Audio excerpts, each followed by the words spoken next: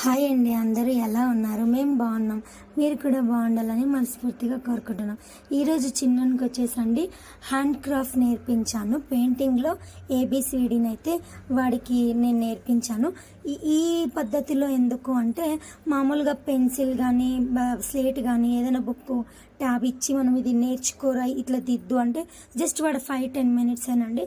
దాని తర్వాత మళ్ళీ దాని దగ్గరికి పోడు. మళ్ళీ మనం ఒకవేళ ఎక్కువ కాదు ఇది కాదు ఇట్లా కూర్చొని నేర్చుకోరాయి అన్నాం అనుకోండి, వాళ్ళు మొండిగా చేసే విధానము, తీయడము, పక్కకు పోవడం ఇది. కానీ బట్ వాళ్ళకి నచ్చిన విధంగా మనం నేర్పించడం వల్ల వాళ్ళు ఇంట్రెస్ట్గా నేర్చుకుంటారు. నాకు ఇది వీడితో పెయింటింగ్ ఏబిసిడి నేను నేర్పించడానికి నాకు 45 మినిట్స్ పట్టిందండి. మొత్తం ఏ నుంచి జెడ్ దాకా వాడు వేయడానికి, వాడి హ్యాండ్స్తో నేను పట్టి రాపియడానికి 45 మినిట్స్. వాడు ఎంతో ఇంట్రెస్ట్గా, ఎనర్జెటిక్గా నవ్వుకుంటూ వాడిలో ఒక హ్యాపీనెస్ అన్నమాట.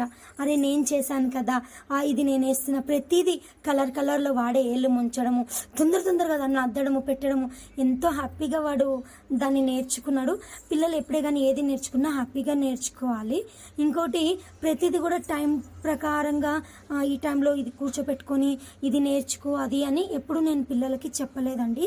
మా విక్రమ్కి అయితే అలా నేను నేర్పలేదు.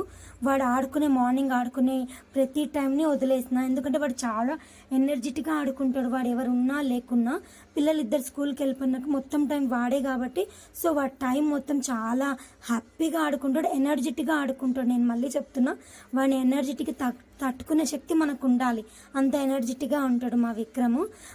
వాడి టైం అయిపోయిన తర్వాత లంచ్ టైంలో మాత్రమే నేను బాబుని కూర్చోపెట్టుకొని ఏబిసిడీలు కానీ ర్యామ్స్ చెప్తూ మన కదలకుండా కూర్చోపెట్టుకొని తినే అలవాటు. పడుకునేటప్పుడు మాత్రమే నేను వెనక ఏదైనా ర్యామ్స్ మళ్ళీ అదే రిపీట్ చేస్తాను. ఇంట్రెస్ట్ ఉన్నప్పుడు మాత్రమే నేర్పిస్తానండి. ఇంట్రెస్ట్ లేనప్పుడు మాత్రం బలవంతం చేయను. వీడు ఆడుకొని అలసిపోయి ఇంకా కొత్తగా ఏదైనా నేర్చుకుంటే బాగుందన్న టైంలో ఇలాంటివి చేస్తాను. మరి వీడు చేసిన హ్యాండ్ క్రాఫ్ట్ మీకు ఎలా అనిపించిందో కామెంట్ చేయండి, సబ్స్క్రైబ్ చేసుకోండి. Thank you for watching. Bye.